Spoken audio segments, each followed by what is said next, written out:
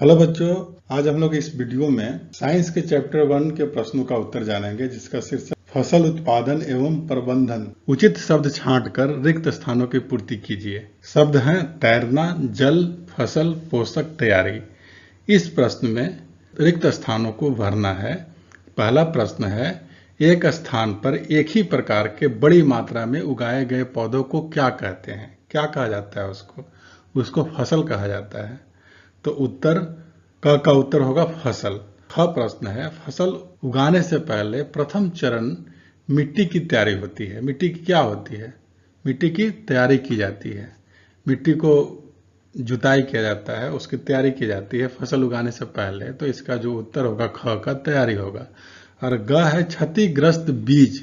क्षतिग्रस्त बीज जल के सतह पर तैरने लगते हैं। तो इस प्रश्न का उत्तर तैरना हो गया। और घ जो प्रश्न है, फसल उगने के लिए पर्याप्त सूर्य का प्रकाश एवं मिट्टी से जल तथा पोषण आवश्यक है। घ प्रश्न का उत्तर हो गया जल तथा पोषक। और दूसरा प्रश्न है, कॉलम ए में दिए गए शब्दों का कॉलम बी से मिलान करना है। कॉलम ए में जो है शब्द है वो खरीफ फसल, रबी फसल, रासायनिक उर्वरक, कार्बनिक खाद। अब इससे रिलेटेड जो कॉलम बी में है उससे इसको मिलान करना है। उत्तर इस तरह से होगा, आप मिलान देख लीजिए। खरीफ फसल किसको कहते हैं? धान एवं मक्का को कहा जाता है। रबी फसल किसको कहते हैं? गेहूं, चना, मटर को रबी फसल कहते हैं। रासायनिक उर्वरक किसको कहा जाता है? यूरिया को कहा जाता है। सुपर फास्फेट नाम एक उर्वरक होता है, खाद होता है, उसको कहा जाता है। कार्बनिक खाद यानी, और कार्बनिक खाद का मतलब हो गया ऑर्गेनिक खाद पशु अपशिष्ट, गोबर, मूत्र एवं पादप अवशेष से बनता है, जिसको हम कार्बनिक खाद कहते हैं। निम्नलिखित के दो उदाहरण दीजिए। क है खरीफ फसल और ख है रबी फसल। उत्तर इस तरह से होगा, खरीफ फसल में क्या आएगा? खरीफ फसल का उदाहरण है धान और मक्का। और रबी फसल जो ख प्रश्न है, रबी फसल का उदाहरण है गेहूं और चना। प्रश्न है, निम्न पर अपने शब्दों में एक पैराग्राफ लिखिए। इसके चार प्रश्न है इसमें। क है मिट्टी तैयार करना, ख है बुनाई, और ग है निराई, और घ है थ्रेसिंग। जो पहला प्रश्न है वो मिट्टी तैयार करना पे एक पैराग्राफ आपको लिखना है। मिट्टी तैयार करना जो होता है वो कृषि का यानी खेती का प्रथम चरण होता है। इसमें सबसे पहले जुताई की जाती है, जिससे मिट्टी को पलट दिया जाता है। जुताई क्रिया किसके द्वारा होती है? हल और ट्रैक्टर से जुताई की जाती है।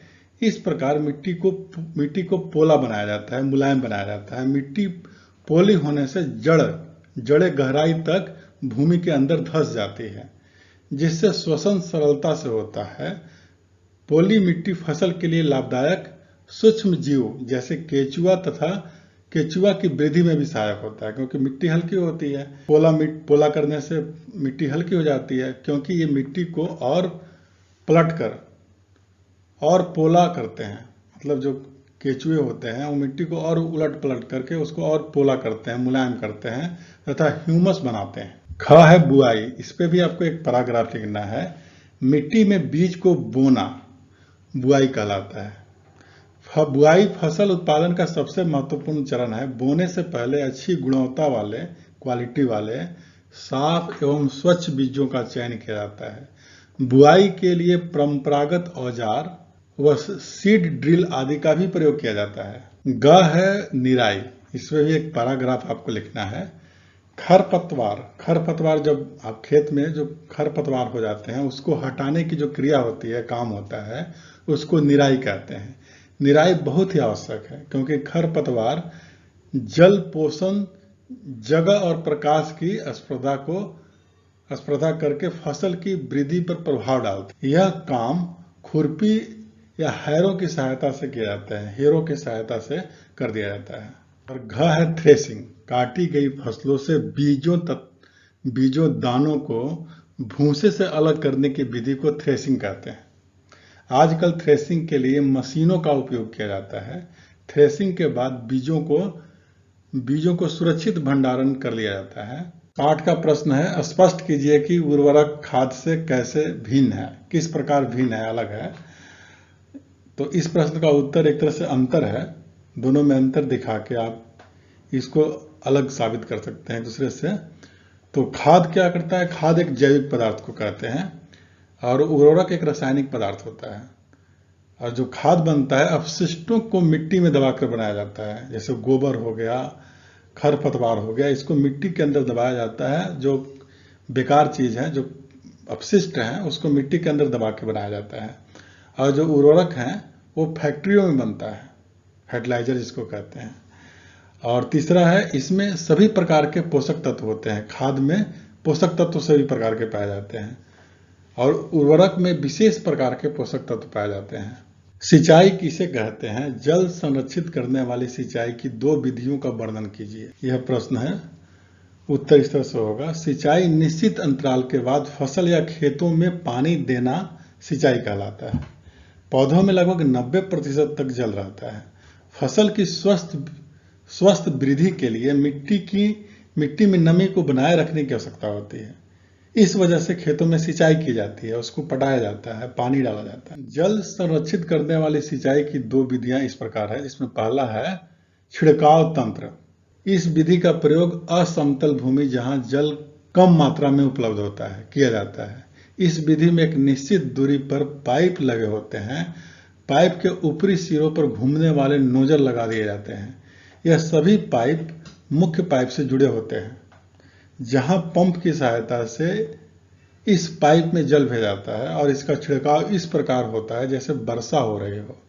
यह विधि बलुई मिट्टी के लिए अत्यंत उपयुक्त है। और दूसरा है ड्रिप तंत्र। इस विधि में जल बूंद बूंद करके सीधे पौधों के जड़ों में गिरता है। इसे ड्रिप तंत्र कहते हैं। फलदार पौधे तथा वृक्षों को पानी देने का यह सर्वोत्तम तरीका माना जाता है। पाठ का प्रश्न है, यदि गेहूं को खरीफ ऋतु में उगाया जाए तो क्या होगा? चर्चा कीजिए। उत्तर इस प्रकार से है, गेहूं एक रबी फसल है जिसे सही ऋतु में उगाया जाता है, जबकि खरीफ ऋतु जून से सितंबर के बीच उगाई जाती है।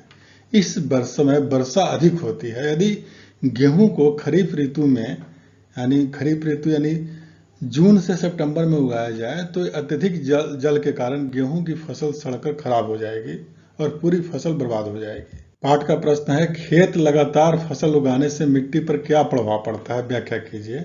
इस प्रश्न का उत्तर इस तरह से होगा, खेत में लगातार फसल उगाने से मिट्टी के पोषक तत्वों में कमी होने लगती है, जिससे मिट्टी की उर्वरक क्षमता कम होने लगती है। इस परेशानी को दूर करने के लिए खेतों में लगातार फसल नहीं उगानी चाहिए और खेत को कुछ समय के लिए खाली छोड़ देना चाहिए। फिर फसल चक्रण का तरीका अपनाना चाहिए, जिसमें फसल को बदल कर बोया जाना चाहिए, जिससे मिट्टी में पुनः भरण हो सके। प्रश्न है खरपतवार। पाठ का प्रश्न है, खरपतवार क्या है?